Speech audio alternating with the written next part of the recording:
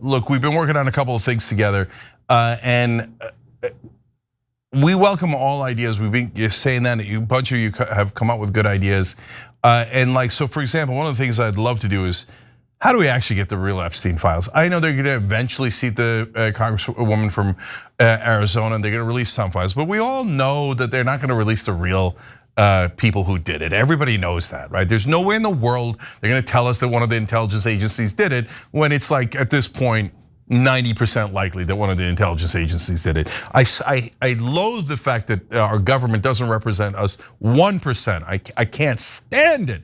I can't stand it. So now today, in just a couple of minutes, we're going to talk to someone who actually had their nephew, an American, basically taken by the Israelis, a 15-year-old kid, and the Israelis won't return him. Of course, because they rule us. Oh no, you're not allowed to say it. I said it.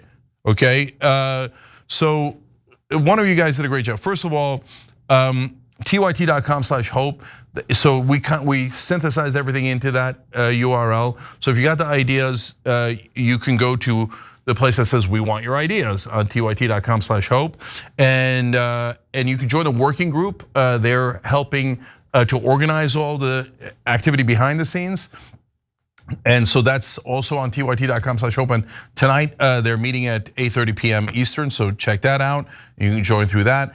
And one of you guys went to ask Debbie Dingell to join the bill to lower drug prices. I want to show that real quick because I love that you're taking action in the real world. Let's watch that. Can I ask you two questions real fast? Voters Number to protect one government, is something that the sounds good, HR 3493 bill. I don't know if you've heard of this. It's called the Global Fairness in Drug Pricing Bills. It's actually a Trump executive order. I have introduced every time I can. Rokana just introduced it, and we're looking for bipartisan support. We've got. If that's the drug pricing bill, I have my own bill on that. What we would be talking about today, and that is the militarization of the national guard. He is right on this one. I'm not a supporter, but this one is gaining a lot of traction. I just ask you to look into it. We had 3 parents. I have a bill that says I know. in America you should not pay any more than another country. So we are working on that's that. the truth. And number two, just if I could ask you to look into a group called Justice Democrats. Takes no corporate PAC money and just completely. She is a member of. Yes, she is. Yes, she is. Thank you so much. Thank you for being here. Take care. All right, hey, Kara, can you tell me who did that? Because that was beautiful.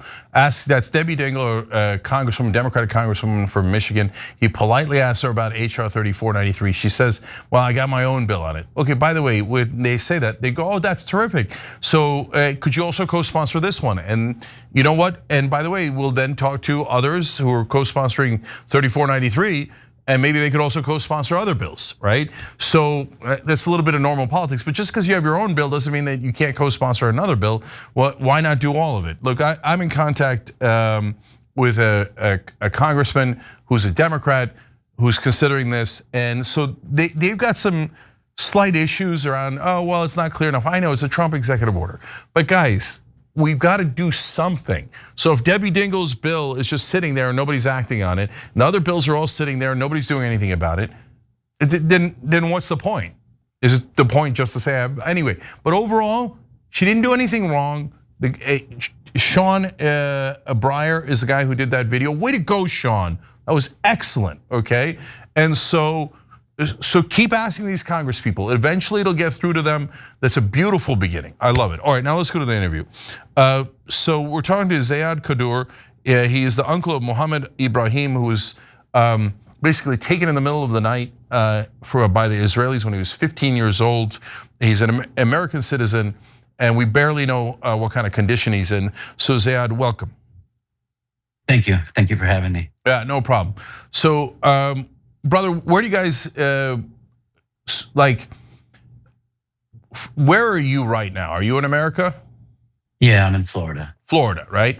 So this kid, was he born here in America? Yes. Born in Florida? Born in Palm Bay, Florida, yes. Palmdale, Florida, okay. So he went to go visit family in the West Bank, is that what was happening? Yeah, he was here in January, visiting Tampa and in California. His brother lives in Tampa and his sisters live in California. He went back overseas late January and was abducted February 16th. So they come in the middle of the night. They take just him. He's 15 years old at that point. They came at like 3:30 or 4 o'clock in the morning, right? So at that point, your brother is the dad, right? Yeah, he's my first cousin. But first cousin's the dad. We're closer than brothers. Yeah. So what do you guys do at that point? Do you beseech the American embassy? How do you try to get Mohammed back? So at 4 a.m., he was drug out of his bedroom. He was asleep. 25 to 30 soldiers, ski masks, M16s, pounded on the door. The father opened the door. Mohammed was asleep. They asked him who was at home with him. He said, me, my wife, and my son and my daughter. They said, your son? He said, yeah, my son. They said, where's his bedroom at? He said, it's over there. They said, we need to see him. The father opened the door. The young man was asleep, and they woke him up. They blindfolded him. They zip tied him, and they carried him out to a military vehicle, a Jeep. And that's the last we saw of him. That was February 16th around 4 a.m. So here, immediately, I'm sorry, go ahead. Here we are in late October, right? So that's the last time anyone in the family has actually seen him with their own eyes? That's the very last time, yes. So they're not allowing any visitation? They're not, any videos, anything? No, we tried to see if we could write him letters, visit him in person at the prisons. He's been in 2 prisons the last 8 months. And initially he was at an interrogation center. The issue we're having is he's a civilian that was taken from his home, but he was taken to a military prison, a military interrogation center with a military prosecutor and a military judge. So it's really difficult in the West Bank to have some type of due process for your imprisoned ones. And it's even harder for the children, let alone an American child who was only 15 years old at the time. So, okay, they take him. The Israelis are thugs, so they're not going to give you any. They due process in the West Bank. They treat the Palestinians as subhuman. So that's not surprising. But he's an American kid, so I assume you guys went to the U.S. embassy, U.S. officials, and what happened there? Immediately at 8 a.m., we made 2 phone calls, one to the U.S. embassy and one to the lawyers in the West Bank. The U.S. embassy took his passport information, his address, the father's telephone number, and it took them almost 2 months to get their first visit and check on his well-being. The lawyers couldn't get us anywhere because first of all, there was still an investigation going on. We later found out that 3 other children between the ages of 15 and 16 were taken the same night, and they were accused of rock throwing. But the way we understood it, they weren't sure which person threw the rock. We only know it wasn't Mohammed, it was somebody else. So he was next to a kid who threw a rock, and you guys haven't seen him in now how many months? It's 7 months? 8 months? No, it's been over 8 months. It's been so October 16th was 8 months. So they round up a bunch of kids for daring to throw rocks. For one of them throwing a rock at one of the biggest militaries in the world that has nuclear weapons and Iron Dome, but they love to terrorize Palestinians. But this is an American. So how much did our government fight back to get this American kid? So, initially we brought it up as not just an American, but as a minor. He's a child. But we also had another surprise, sadly. In mid-July, Muhammad's first cousin, Saifullah Musalet, was visiting from Tampa also. He was ambushed by over 11 Israeli settlers who beat him with sticks and rocks to death. And while he was still breathing, an ambulance came to help him. The IOF blocked the ambulance for 2 hours and 40 minutes. And then when they release the ambulance to go pick up Saifullah, who was 20 years old at the time, the settlers attacked the ambulance, busted out the windshield, the windows, the driver got injured. And unfortunately, Saifullah, my other nephew, passed away 5 minutes before entering the ambulance. So there was no accountability. There was complete impunity to the settlers to kill a 20-year-old American from Tampa who serves ice cream for a living. At the same time, the double standard of a 15-year-old in prison who's accused of being near somebody throwing a rock. So it's shocking to understand that they can come and kill you, but you throwing a rock, you're a criminal. Yeah, okay, so I think we have a picture of Saifullah. Let's see if we can put that up. So now, that's an American that lives in Tampa, murdered by Israeli settlers. So has Marco Rubio or anyone in our government, Mike Huckabee, shown any kind of outrage and a demand for justice on behalf of America? So that issue we're taking a little bit more personally because we're from Florida, and Marco Rubio, was our senator, and now he's a Secretary of State. But he's also, I think, Cuban American, and we're Palestinian American, and they have a great relationship. This administration has a great relationship with Israel and the Prime Minister. So we expected more from Governor DeSantis and Marco Rubio, because from what we understood, they flew back 1,500 American Israelis on chartered flights during the Iran-Israel conflict, but they couldn't add Mohammed to the list. Mike Huckabee, Ambassador Huckabee, visited our village, and our village is 72 to 73% American. We have about 8,000 people in our population overseas, but we have over 16,000 here in the States. So Huckabee came to pay his condolences, and he sat with two fathers, Kamal Musalet, which is Saifullah's father, and Hafid Abdul-Jabbar, which is Tawfiq Abdul-Jabbar's father. Tawfiq was shot in the back of the head while sitting in the front seat of his vehicle by an Israeli sniper in January 2023. So, you have two American fathers sitting with the ambassador, explaining to him that, our children are gone, you can't bring them back. And no one was held accountable. At the same time, Zeyad Ibrahim, Muhammad's father, is sitting with Mr. Huckabee and saying, you can still save my son. You can't bring those two back, but there's still a possibility that you can help our son who's still alive. So, okay, I'm glad that he at least came by and, for condolences. It's more than I would have expected from a guy who unilaterally supports Israeli terrorists over and over again. But has there been any call for justice? Is the settlers who killed Saifullah been arrested? Are they going to go to trial? Is there an outrage from the American government that an American was murdered like that? No. So we've been advocating since July. I just got back from DC last night. I was there for Action Week, which was sponsored by AMP and AJP. And, there was 600 people in the delegation knocking doors, visiting offices, senators, congressmen, representatives, demanding justice for Saifullah. But, in September, I was on another delegation with IMEU and CCR in Washington. And the two fathers were with me, Kamal, Saifullah's father, and Hafid, Tawfiq's father. But also somebody who joined us was Cindy and Craig Corey, the parents of Rachel Corey. And they've been doing this for over 23 years, and no one's been held accountable. And as of recent, Ozden and Hamid, Ozden is the sister of Aisha Noor, a Turkish American from Washington, and her husband Hamid visited from Washington State, and they met us in DC.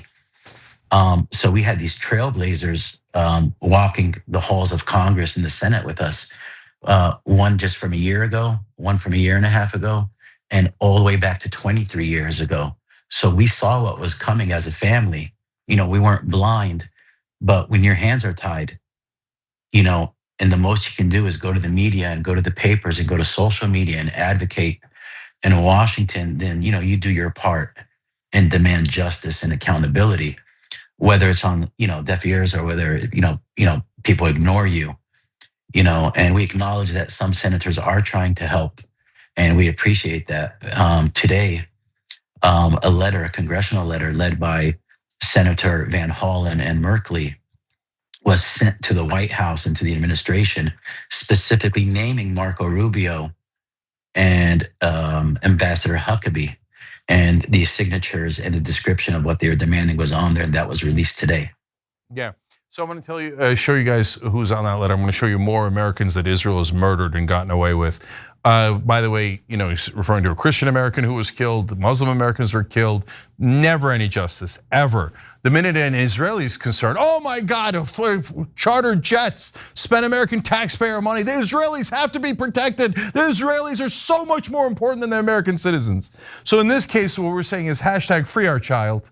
That's an American child that Israel has kidnapped, 8 months. Nobody's got any contact with him. His family can't see him. Free our child, release the 16-year-old Mohammed Ibrahim now. You see Marco Rubio's handles there on Facebook, on X. So it's a demand for Marco Rubio. How about you try to represent Americans for the first time in your life, Marco Rubio? I got it. You got millions of dollars from Larry Ellison, from Israeli super PACs, and you work for Israel. But it'd be nice if every once in a while, when an American is murdered or kidnapped by the thug terrorists at the IDF, that you actually cared about Americans. I know, too much to ask for from our occupied government. So let me show you all the other Americans murdered by Israel. Shireen Abu Akleh, Palestinian American journalist, very famous. Maybe probably the most famous Palestinian journalist, and that's probably why they murdered her, a sniper shot. It's an assassination by the IDF. She's a civilian and a reporter and an American, and they murdered her in cold blood, no accountability. Tawfiq Abdul Jabbar, he's 17 years old, Palestinian American, US citizen, murdered, no accountability. Mohammed Kadur, also 17, tiny kid, murdered, US citizen, no accountability. Ayşenur Ezgi, she's a Turkish American, murdered by the Israelis, no accountability. By the way, sometimes they say, oh, Cenk, why don't you go to Israel? I'm a Turkish American just like her. Israel could murder me on the spot and almost certainly would. I'm an American journalist and a Turkish American? Oh my God, and they put my name on an IDF bomb. The IDF would almost certainly murder me, and the American government would almost certainly say, so what? He's just an American. How are the Israelis doing? Are they okay? Are the Israelis okay? Oh yeah, murder any American you like. More Americans murdered. Amr Mohammed Sada Rabi, 14 years old, from New Jersey, murdered, and no accountability. And Saifullah, you already heard about, and then Kamasel Ayad, 40 years old, US citizen from Illinois, murdered, no accountability. Israel is above the law. They can kill American citizens. They attacked the USS Liberty. They stole our nuclear secrets. They have a 16-year-old American child that they've kidnapped on trumped up nonsense charges about how he saw someone else throw a rock at a tank or whatever the hell he threw it at, even if you believe them, because they are giant liars. They never tell the truth. All they do is propaganda. So here's the folks who wrote the letter or sent the letter in. Senator Chris Van Hollen from Maryland has been an absolute American hero. He actually cares about Americans, and he's been fighting super hard on this. Jeff Merkley, is our guest, pointed out, great job there. And you see the other Democrats there, Adam Schiff. Wow, Adam Schiff cares about an American, wow. So this is getting a lot of traction. Senator Tim Kaine, et cetera. Let's show you some of the Congress people now. And more senators as well. Senator Raphael Warnock, Greg Casar, the head of the Progressive Caucus, Rashida Tlaib, Jerry Nadler, Bernie Sanders, so Ron Wyden. These are all, and last one here, Pramila Jayapal, Ed Markey, Tammy Duckworth. So a lot of giant names on here. And by the way, you'll notice heroic Jewish Americans fighting for America and not for a different country. This never has to do with religion. Israel doesn't care if you're Christian, Muslim, or Jewish. They only care about their nationalism and how their government and their country is more important than any other government, and that America should be subservient to them. Free our child. That's an American child. Doesn't mean anything to be an American. That's the test here. Because if our government doesn't go to rescue an American child from, by the way, some of the places they've kept them. So Zeyad, let me just go back and finish up with you on this. There's some of the places they've kept them are places where they've done grotesque torture. And so I'm super worried about it. So do you have any idea when he's going to be released? Did they do a trial? Are they ever going to let him go? So a couple things. I want to start with the list of names you mentioned. I spent a few days in DC with those families, those Americans. And we have to understand that this is not random anymore. This is becoming systematic, that Americans are being killed and no one has been charged. On the flip side of it, the prisons that you're mentioning, Megiddo, Ophir, and other places, those places are notorious. Human rights organizations across the world have reported, the torture, the suffering, the hunger. And Muhammad is one of them, and he's not the only one. This is not just about Muhammad or about Saifullah. These are just two drops in the ocean of, people who suffered under, this occupation. But Muhammad himself, his health is very questionable. We understand that he lost a quarter to a third of his weight. He's a petite 16-year-old. He was supposed to be here getting his driver's license and, what regular 16-year-olds do, summer job and things like that. Now we're concerned about his weight. He contracted scabies. It started off on his leg and it reached his entire body, even his hands. The last, update we got that he had a low BMI. So it went from what he used to weigh to just low BMI. And this information I'm sharing with you, because as I told you, we haven't seen him, we haven't visited him. This is information from the State Department and the US Embassy in Jerusalem. So there's no rumors or hearsay. These are facts. These are documented, timestamped through emails and communications through the governments, both the Israeli and the American. But the bigger picture here is, you mentioned all these Americans who are killed. These two kids, their moms are sisters. And they're Americans. Our family already buried one child, and we don't want Muhammad to join the list of the names that you just mentioned earlier. We can still save him. And, during the delegation, one of the members of the organizations said, Zeyad, it's crazy because this is a layup, a simple basket where somebody could kind of pound on their chest and say, we got this kid out. We shouldn't be here 8 months later talking about Muhammad. We shouldn't be talking, we should be talking about humanitarian aid, medicine, rebuilding, basic human rights. But just yesterday, Jasper Nathaniel, an independent journalist, an American from New York, who's a Jewish man, was in our village doing a story about Muhammad and Saifullah and the other Americans in our area who were killed. And it was oil harvest season. And he barely made it out alive. But a woman in her late 60s or early 70s was attacked by the settlers and hit on her head and clubbed. And after she fell unconscious, they continued to beat her. Yeah. So this is happening to Palestinians, Jews, Americans, everybody. Yeah, it has nothing to do with religion. It has to do with runaway nationalism. So those settlers are lunatics. They think that God whispered in their ear, and that's why they have to kill the Palestinians, drive them from the land, and steal the land on behalf of God. What kind of sacrilege is that?